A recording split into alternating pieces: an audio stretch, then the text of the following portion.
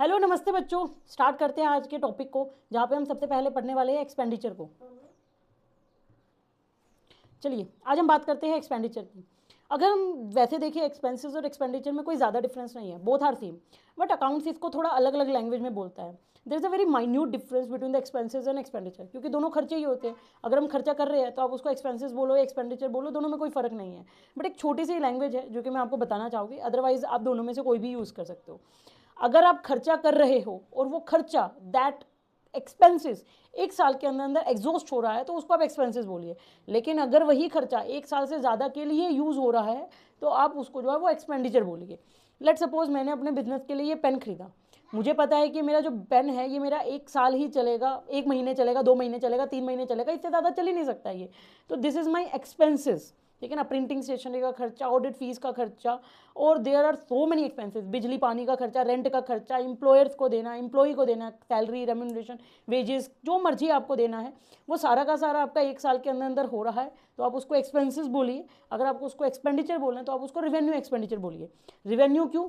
Revenue कहाँ record होता है? मैंने आपको बताया था, रिवेन्यू रिकॉर्ड होता है प्रॉफिट एंड लॉस स्टेटमेंट पे। तो प्रॉफिट एंड लॉस स्टेटमेंट पे ही ये वाले खर्चे जो है, जो एक साल के अंदर अंदर खर्चे एग्जॉस्ट हो जाएंगे, खत्म हो जाएंगे, उनको आप प्रॉफिट एंड लॉस स्टेटमेंट पे डालिए।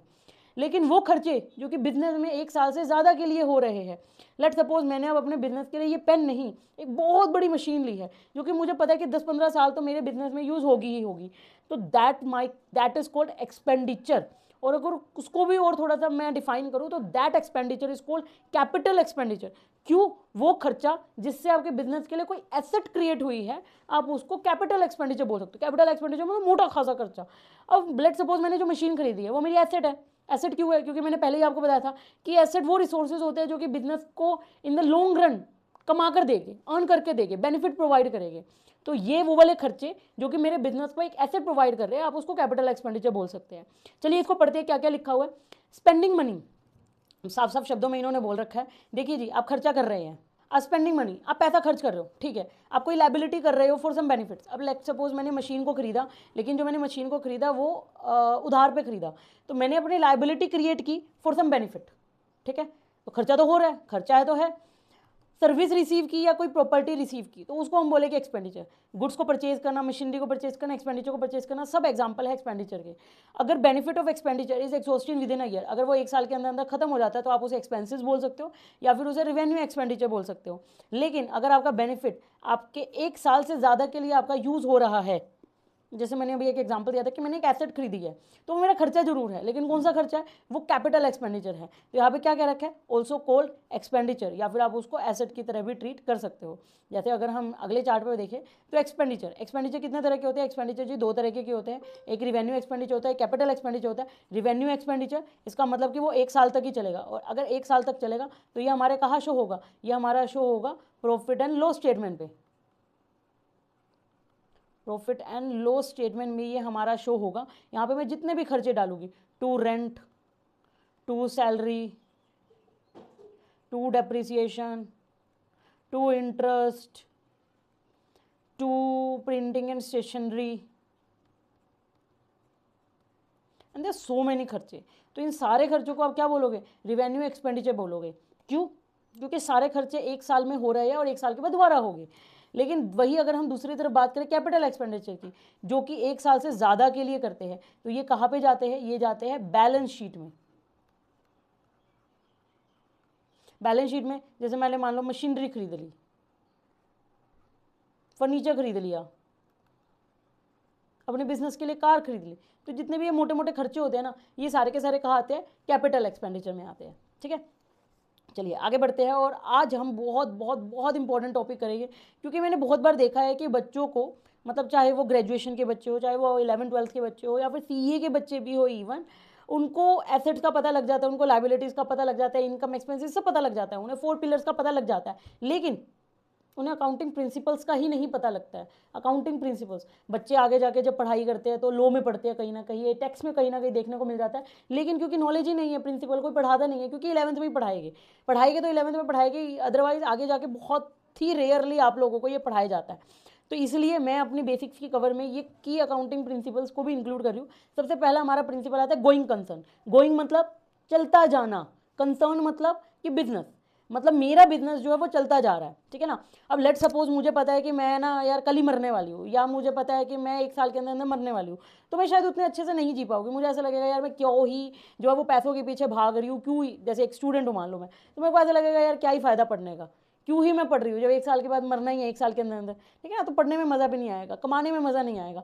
लेकिन हमें पता है कि हमारी ज़िंदगी बहुत है, बहुत है, कल को हो जाए कुछ वो पता नहीं, लेकिन अभी के लिए हम एज्यूम करके चलते हैं कि हमारी उम्र जो है वो लंबी खासी अच्छी खासी है, इसलिए हम डेली मेहनत करते हैं, कमाते हैं। बच्चे जो है वो स्टूडेंट, आप लोगों की लाइफ जो है वो पढ़ाई करते हो, क्यों? क्योंकि आपको पता है कि आपकी लाइफ चलती रहेगी। वैसे ही जब बिजनेस इस्टेब्लिश होता है ना, तो बिजनेस इस उम्मीद से इस्टेब्लिश नहीं होता कि वो आज शुरू हुआ और कल बंद हो जाएगा या 1 साल के अंदर अंदर बंद हो जाएगा।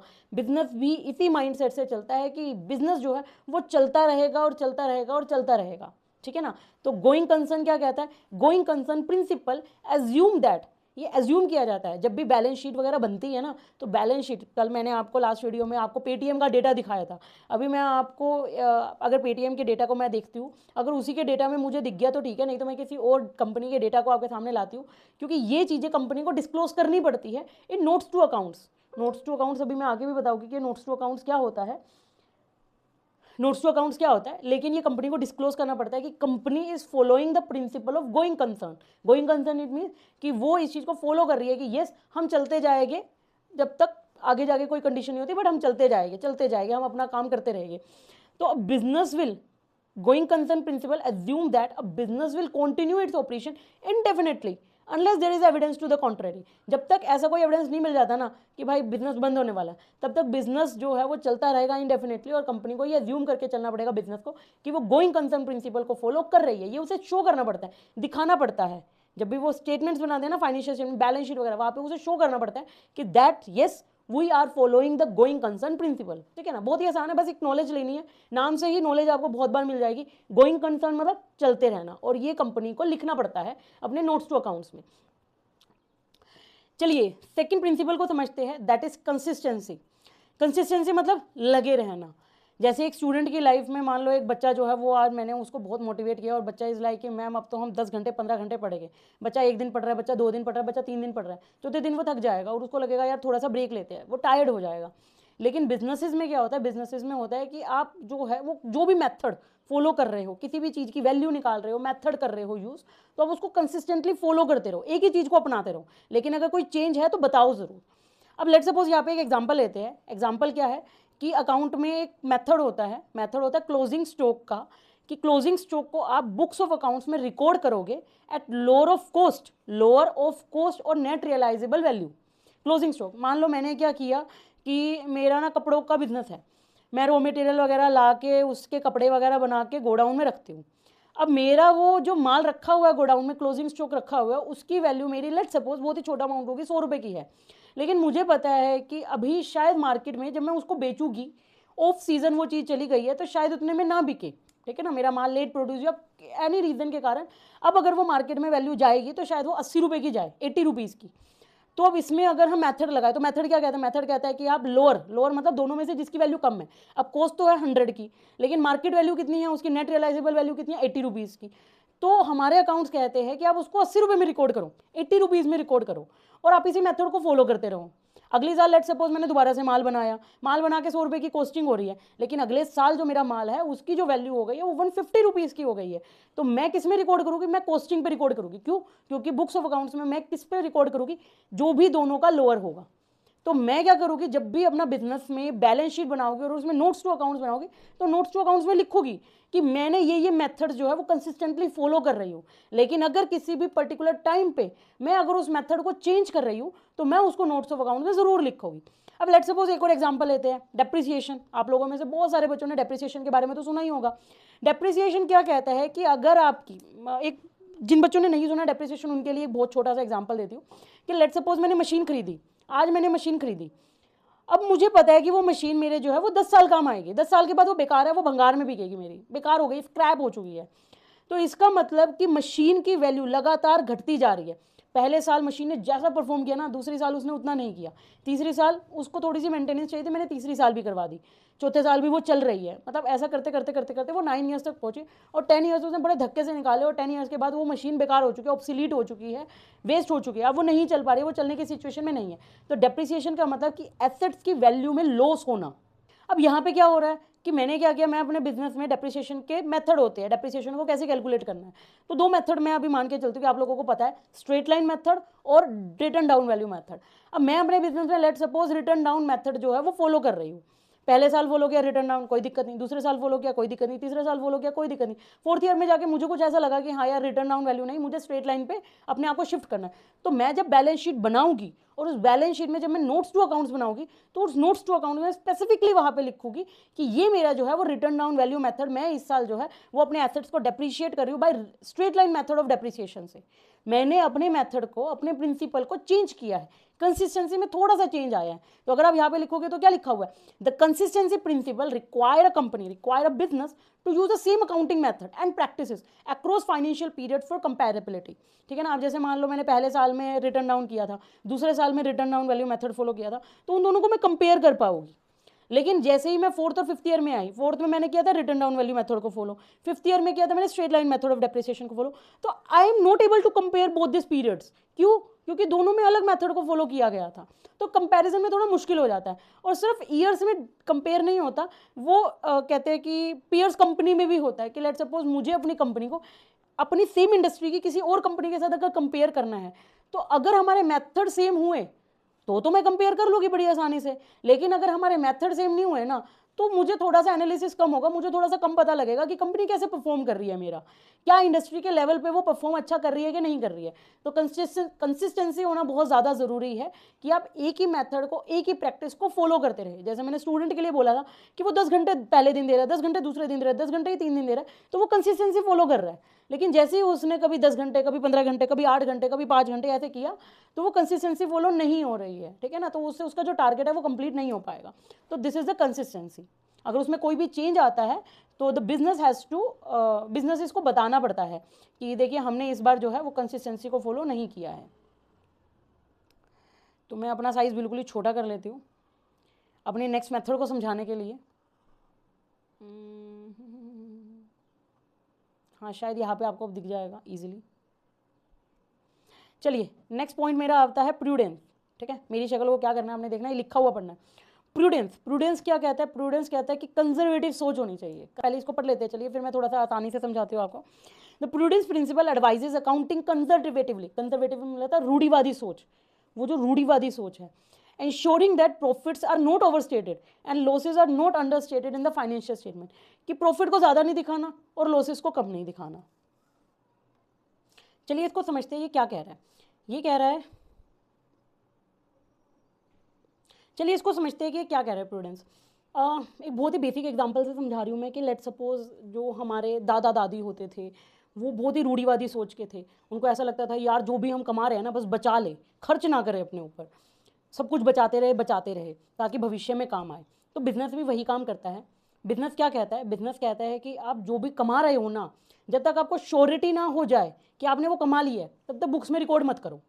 लेकिन अगर आपको लग रहा है ना कि फ्यूचर में आपको कुछ लॉस होने वाला है तो आप उसको आज ही रिकॉर्ड कर लो। इसमें भी तो ये लिखा हुआ है, profits are not overstated.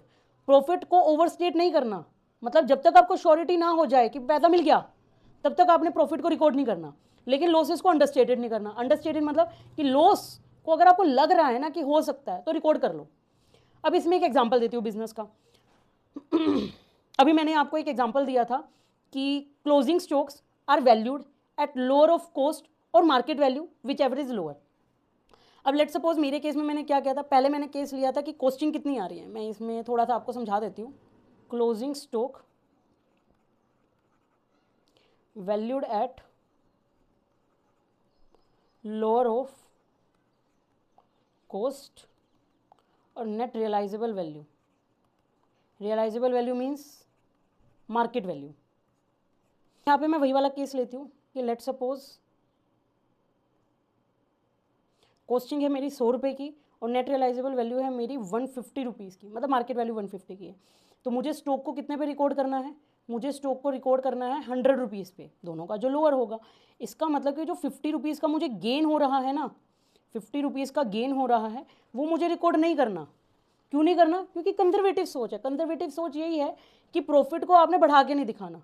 Profit को आपने, जब तक वो बिक नहीं जाता ना, देखो जब बिक गया, वो माल बिक गया, सेल हो गई मेरी 150 की, तब तो आप उसको 150 पे दिखाओ। लेकिन अगर वो स्टॉक में ही है ना माल और आपका बिका नहीं है वो माल, तो आप उसको 100 पे दिखाओ। समझ रहे हो? जब तक आपको सर्टेन ना हो जाए कि आपने प्रॉफिट कमा लिया, तब तक आप उसको रिकॉर्ड नहीं करोगे। लेकिन जिस दिन आपका सर्टेन हो गया, आप उसको 150 पे भी रिकॉर्ड कर सकते हो। There will be not such problem. लेकिन अगर इसी जगह मैं दूसरा एग्जांपल लेती हूँ, चलिए, कि एक आप चीज़ पढ़ोगे, प्रोविज़न फॉर डाउटफुल डेब्ट। अब आप कहोगे मैम ये क्या चीज़ है? मैं समझाती हूँ। देखिए मैंने क्या किया, मैं बिजनेस हूँ, बिजनेस ने अपना सामान जो है वो बेचा कस्टमर को। कस्टमर कहता है कि आज देखो मेरे पास पैसे नहीं है, मैं आपको आज नहीं दे सकता। मैंने कहा कोई दिक्कत नहीं, आप दे देना, 30 दिन में अपने दे देना। 10,000 रुपीज़ मैंने जो है कस्टमर 1 को दिए। वैसे मैंने कस्टमर 2 को कुछ पैसे दिए, कस्टमर 2 को कुछ माल दिया। मान लो 15,000 का मैंने माल इसको दे दिया। कस्टमर 3 को मैंने कुछ माल दिया, कस्टमर 3 को मान लो मैंने 20,000 का माल दिया। कस्टमर 4 को भी मैंने कुछ माल दिया, लेट सपोज,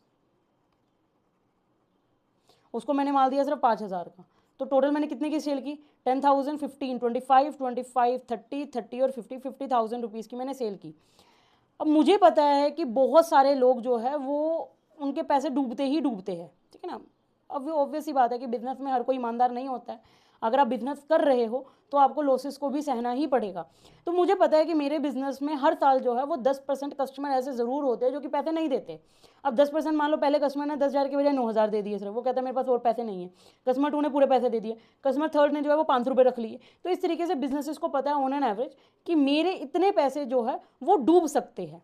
तो लेट सपोज एक एस्टिमेट लगाया मैंने, ये मेरा बिजनेस है, मैंने एक एस्टिमेट लगाया कि मैं एक बार एस्टिमेट बना के चलती हूँ कि 10% मैंने जितना भी माल बेचा है, जितने भी मुझे पैसे आने वाले हैं ना 50,000, उसका 10% मेरे को नहीं आएगी, ये मेरे पैसे डूब जाएंगे। तो जब पैसे डूब जाते हैं ना, तो उसको बोलते हैं बैड डेप्ट। डेप्ट मतलब कि मैंने उधार पे माल बेचा, और जो मैंने माल बेचा था मुझे तो पैसे मिलने वाले थे, मुझे तो मनी जो है वो रिसीव होने वाली थी, लेकिन वो मेरे बैड हो गए, पैसे डूब गए मेरे। लेकिन अभी तक डूबे नहीं है। लेट सपोज अभी वो मेरे पास इंफॉर्मेशन नहीं आई, कॉल करके नहीं बोला कि भाई मैं पैसे नहीं दे रहा। अभी मुझे पता है मैंने माल बेचा, लेकिन मुझे लग रहा है कि भाई 10% पैसे नहीं आएंगे। तो बिजनेसेस कहते हैं, सबसे पहला यहाँ पे मैंने एस्टिमेट लगाया, एक एस्टिमेट है 10% नहीं आएंगे। तो मैंने क्या किया, बिजनेस कहता है कि आप वो जो 50,000 है ना, उसका 10% 5,000 रुपये जो है वो अलग निकाल के रख लो, और उसको कहाँ ट्रांसफ़र कर दो, उसको एक अलग से हेडिंग बना के रख दो एक एक्सपेंसेस में, प्रोविज़न फॉर डाउटफुल डेप्ट। ये थोड़ा दूर दूर हो गया बट ये एक साथ ही है। प्रोविज़न फॉर डाउटफुल डेप्ट मतलब जो मेरे डेप्ट है ना, जो मेरी उधारी है, उसमें मेरे को डाउटफुल है कि मेरे पैसे डूब सकते हैं। डूब गए तो बैड डेप्ट हो गए, वो तो पता है कि मेरा खर्चा हो गया, उसको तो मैं सीधा प्रोविजन सीधा मैं प्रॉफिट एंड लॉस स्टेटमेंट में ले जाऊंगी। लेकिन अभी मुझे डाउटफुल है, तो मैंने अपना क्या किया, जितनी भी मेरी सेल हुई उसका मैंने एक अलग से अकाउंट बना के रख दिया, प्रोविजन फॉर डाउटफुल डेप्ट का, और उस अकाउंट में मैंने कितने पैसे ट्रांसफर कर दिए। ये सिर्फ बुक्स में हो रहा है, एक्चुअल में नहीं हो रहा है। ये एक्चुअल में ऐसा नहीं है कि मैं कोई लॉकर बना के उसमें पैसे रख रही हूँ, नहीं, ऐसा कुछ नहीं है। बुक्स में मैंने क्या किया, बुक्स में मैंने कुछ पैसे जो है, कुछ मनी जो है वो प्रोविजन फॉर डाउटफुल डेप्ट में ट्रांसफर कर दिया है, ठीक है ना, 5,000।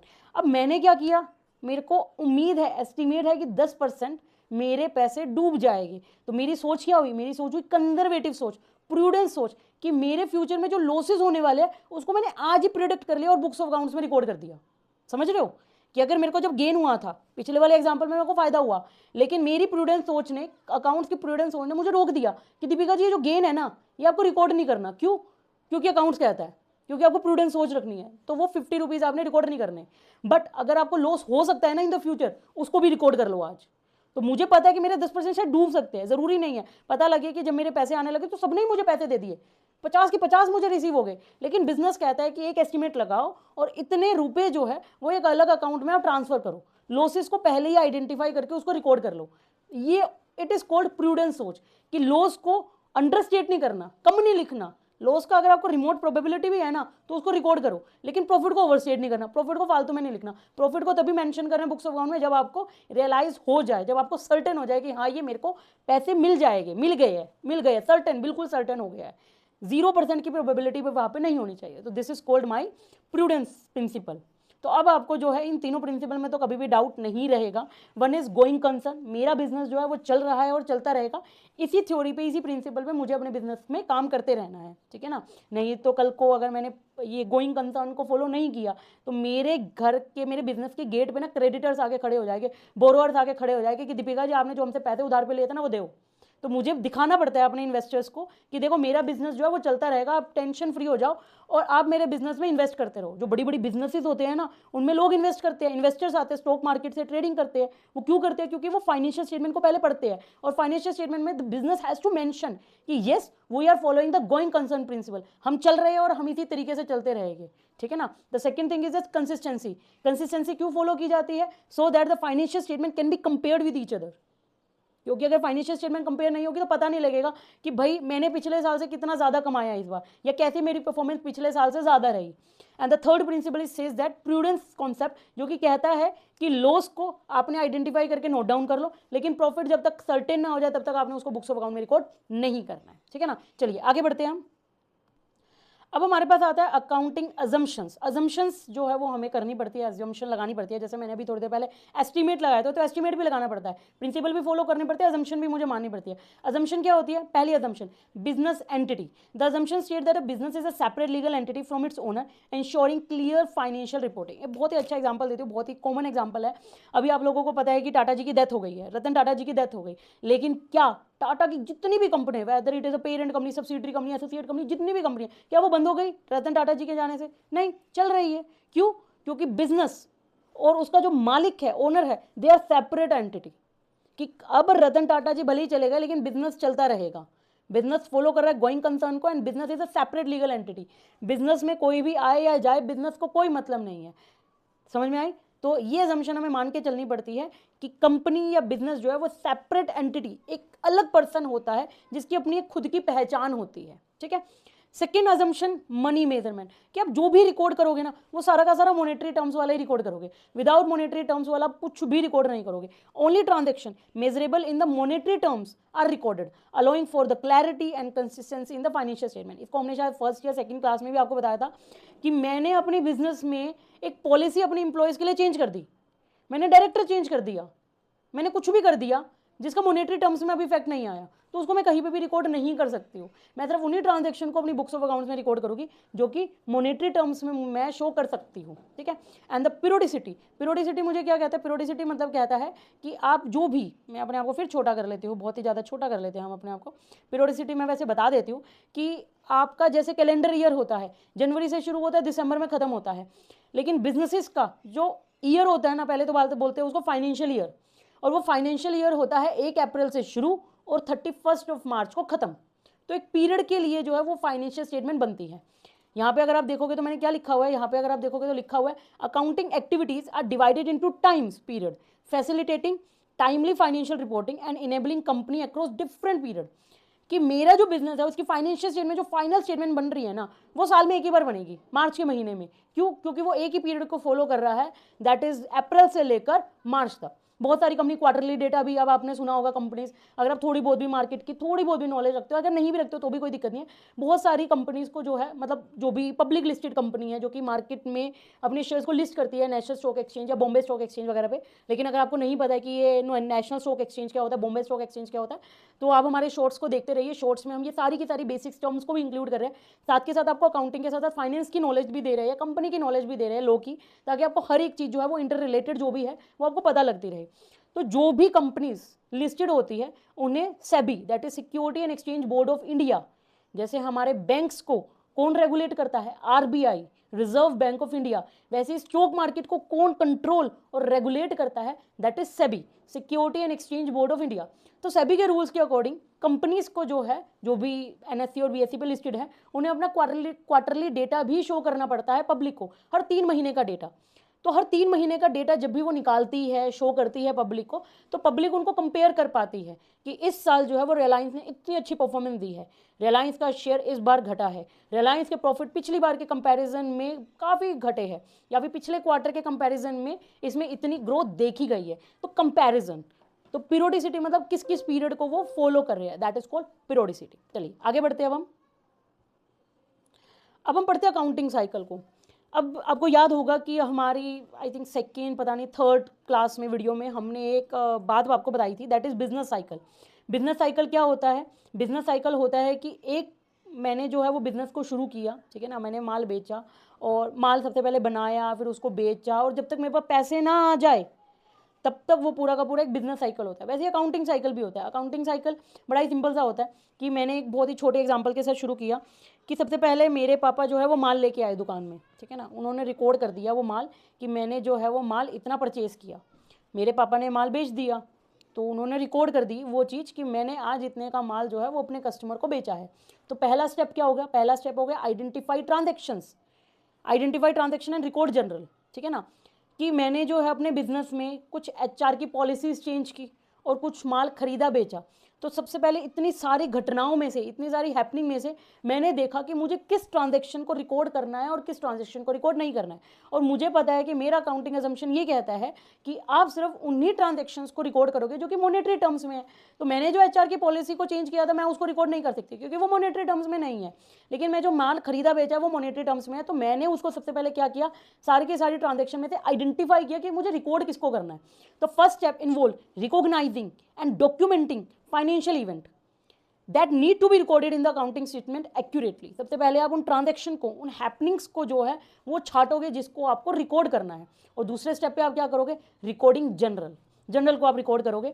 जैसे मेरे पापा ने जो है वो रिकॉर्ड किया जनरल को। अभी हम आगे जाके आपको जनरल एंट्री कैसे पास करते हैं वो भी सिखाएंगे, बहुत ही ईजी है, उसकी टेंशन की ज़रूरत नहीं है। लेकिन अभी के लिए आप सिर्फ ये समझिए कि अभी हम क्या करें, रिकॉर्डिंग जनरल। तो financial statements, financial transactions are entered into. तो second thing is that recording journal. अब मैंने क्या किया, ट्रांजैक्शन ढूंढ लिया, अब उन ट्रांजैक्शंस को मैं रिकॉर्ड करूंगी अपनी बुक्स में। जैसे मेरे पापा ने सेल और परचेज की बुक्स की, लेकिन वो तो बहुत ही सिंपल सा छोटा सा बिजनेस है। लेकिन बड़े बड़े बिजनेस में प्रॉपर अकाउंटिंग सॉफ्टवेयर्स होते हैं, दैट इज टैली। तो आपने नाम सुना ही होगा टैली का, तो जिसके थ्रू हम अकाउंटिंग ट्रांजेक्शन्स को रिकॉर्ड करते हैं। Financial transaction are entered into journal chronologically to ensure, chronological मतलब सीक्वेंस वाइज, कि पहले जो हुई मान लो आज की जो डेट है वो आज की सारी ट्रांजेक्शन डली, फिर कल की डलेगी, फिर परसों डलेगी, क्रोनोलॉजिकल सीक्वेंस में। To ensure a systematic record is maintain for future reference and analysis, ताकि हम उनको एनालाइज कर पाए और फ्यूचर में रेफरेंस उसका ले पाए। फिर अब जनरल हो गई। लेट सपोज मैं आपको बताती हूँ एक चलिए मैं थोड़ा समझाते हैं हम आपको अभी क्या हुआ। सबसे पहले मैंने देखा कि मैंने जो है सेल का डेटा लिया। मैंने सबसे पहले मुझे पता लगा कि मैंने फर्स्ट कस्टमर को 10,000 की सेल की, दूसरे कस्टमर को मैंने 20,000 की सेल की, तीसरे कस्टमर को मैंने 5,000 की सेल की, एंड फोर्थ कस्टमर को मैंने 15,000 की सेल की। This is my general. अभी मैं बहुत ही छोटे लेवल पे पढ़ा रही हूँ, मैं आपको नहीं बता रही कि जनरल एंट्री कैसे रिकॉर्ड करते हैं, बट अभी मैं आपको बता रही हूँ कि कैसे कैसे जनरल कैसे कैसे इसका मतलब क्या होता है लेजर का। तो इसको बोलते हैं जनरल, जब हम सारी की सारी ट्रांजेक्शन्स को रिकॉर्ड करते हैं। फिर हमारे पास सेकेंड स्टेप आता है लेजर का। लेजर क्या कहता है कि ऐसा तो है नहीं कि आपने जो, चलिए लेजर में हम सबसे पहले देखते हैं सेल का डेटा। अगर सेल का डेटा क्या, अभी सिर्फ अब जनरल में तो क्या है, सेल का डेटा भी हुआ, परचेज की ट्रांजैक्शंस भी रिकॉर्ड हुई, ठीक है ना, इसको परचेज की, उसको उसको उससे उससे माल परचेज किया, कुछ खर्चे भी किए मैंने, ये खर्चा किया, वो खर्चा किया, ये खर्चा, वो खर्चा, वो खर्चा, सब कुछ खर्चा किया। लेकिन लेजर मैंने क्या किया, लेजर में मैंने क्या किया, सेल का लेजर किया। और सेल के लेजर में मैंने क्या किया, मैंने दिखाया कि देखो मैंने पूरे साल में जो है वो कस्टमर ए को इतना माल दिया, 10,000 का माल कस्टमर 1 को दिया, कस्टमर 2 को मैंने 20,000 का माल दिया, कस्टमर 3 को मैंने 5,000 का माल दिया, कस्टमर 4 को मैंने 15,000 का माल दिया। क्योंकि अगर आप जनरल को देखते हो, जनरल तो अलग अलग डेट में, मान लो ये अप्रैल में रिकॉर्ड हुई थी, ये जाके जून में रिकॉर्ड हुई, ये जाके अगस्त में रिकॉर्ड हुई, और ये जाके नवंबर में रिकॉर्ड हुई, तो ये तो अलग अलग मुझे दिख रही है। अभी तो मैंने आपको इकट्ठे दिखा दिया, लेकिन अगर मैं अप्रैल का सारा डेटा देख रही हूँ तो मुझे वहाँ पे सिर्फ एक ही सेल दिख रही है। जून का डेटा दिख रही हो तो मुझे वहाँ पे एक ही एंट्री दिखाई दे रही है सेल की। लेकिन जब मैंने लेजर को उठाया ना तो मुझे पता लगा कि पूरे साल में मैंने अपने बिजनेस में 30, 40 और 50,000 की जो है वो सेल की है टोटल। तो लेजर से मुझे क्या पता लगा कि टोटल मैंने कितनी सेल की, ठीक है ना। अब लेट सपोज मैंने कस्टमर 1 का भी डेटा दिया, कस्टमर 1 का जब लेज़र बना, तो कस्टमर 1 का जब लेज़र बनेगा तो वहाँ पे दिखेगा टू सेल, सेल कितने की है सेल जी, 10,000 की है। तो मुझे पता लग गया लेज़र से कि मैंने कस्टमर 1 को पूरे साल में बस एक ही माल बेचा है। तो लेज़र क्या होता है, लेज़र होता है कि एक तरीके से सारी की सारी ट्रांजैक्शन को रिकॉर्ड करके एक ही जगह इकट्ठा करना, वो होता है आपका लेज़र, ठीक है ना। अब कस्टमर 1 का अलग डेटा बनेगा, कस्टमर 2 का अलग डेटा बनेगा, कस्टमर 3 का अलग डेटा बनेगा, वैसे ही परचेज का डेटा अलग बनेगा, परचेज एक सप्लायर से किया उसका अलग डेटा होगा। तो अगर तो ये क्या होता है, सेपरेट सेपरेट अकाउंट होते हैं हर किसी के, जिससे पता लगता है कि पूरे साल में कितनी सेल की है, कस्टमर 1 को कितनी सेल की है, कस्टमर 2 को कितनी परचेज की है, कस्टमर 2 को कितनी सेल की है, सप्लायर ए से हमने कितना माल खरीदा है पूरे साल में, सप्लायर 2 से कितना माल खरीदा है पूरे साल में, हमने प्रिंटिंग एंड स्टेशनरी का पूरा खर्चा पूरे साल में कितना किया है। क्योंकि जनरल को देखेंगे तो अलग अलग डेट्स पे अलग अलग एंट्रीज दिखेगी, लेकिन लेज़र उसको कंबाइन करके दिखा देता है, ठीक है। तो this is the meaning of laser, जहाँ पे हम चीज़ों को इकट्ठा करके देखते हैं। तो अगर हम लेज़र की डेफिनेशन को पढ़े तो डेफिनेशन हमारी क्या कहती है, डेफिनेशन हमारी कहती है transactions from the journal are transfer to the respective ledger accounts allowing for organisation and easy tracking of financial data. कि ट्रांजैक्शन कहाँ से कहाँ जाके शिफ्ट होती है, ट्रांसफर की जाती है, लेजर में शिफ्ट की जाती है, allowing the organisation and easy tracking of financial data. जैसे मुझे ईजिली पता लग रहा है यार, अब मुझे ना अपने लेजर को देख के बड़ा आसानी से पता लग रहा है, हाँ यार मुझे पता है पूरे साल में मैंने 50,000 की सेल की है, कस्टमर 1 को सिर्फ 10,000 का माल बेचा है, कस्टमर 2 को सिर्फ 20,000 का माल बेचा है। तो मुझे सारा का सारा फाइनेंशियल डेटा एक ही जगह मिल रहा है, ठीक है। उसके बाद हम बढ़ते हैं आगे और आगे देखते हैं कि क्या होता है। पहला स्टेप ट्रांजैक्शन को आइडेंटिफाई किया, दूसरा जनरल एंट्री रिकॉर्ड की, तीसरा हमने लेजर में सारे के सारे एंट्रीज को शिफ्ट किया। उसके बाद हमारे पास क्या आता है, उसके बाद हमारे पास आता है, देखिए मैंने पूरा का पूरा दिखा रखा है, आइडेंटिफाई ट्रांजैक्शंस। चलिए तो आप आज के लिए इतना ही, आज आप यहाँ तक रिवाइज कीजिए और इसके बाद के जितने भी टॉपिक्स हैं हम अगली आने वाली क्लासेस में अपना कवर करते रहेंगे। यहाँ तक आप चीज़ों को ज़रूर रिवाइज कीजिएगा। तो मिलते हैं हम आपसे in the next class. Till then bye bye, have a good day and classes को रिवाइज ज़रूर करते रहिएगा।